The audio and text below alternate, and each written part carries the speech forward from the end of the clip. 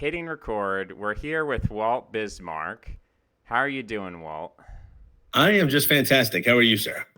I'm doing well. I'm a little bit scared because you have this avatar of a pirate, but the face is like black.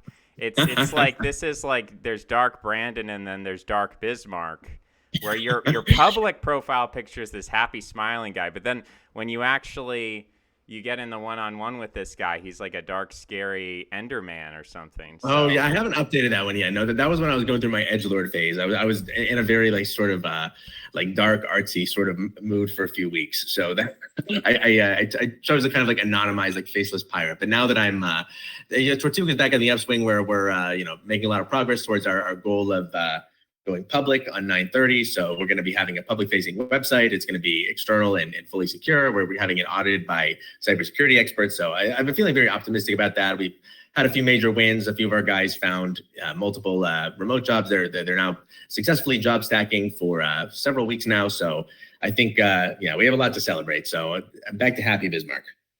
wow, yeah, that's pretty incredible. I have heard. Well, back in the day, we used to call it moonlighting.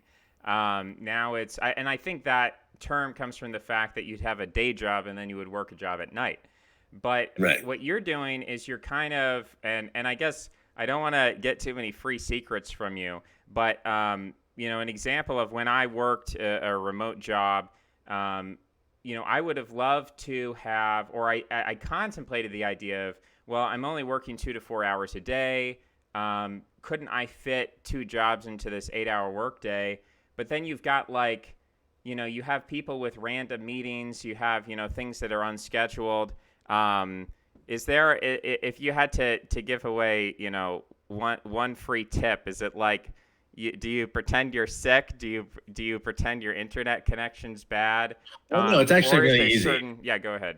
Yeah. So what you got to do first off, when you're screening for jobs, you want to avoid environments where they like will say that they're going to have a lot of meetings, a lot of like regular stand-up calls. I mean, so you can kind of like screen for that like beforehand.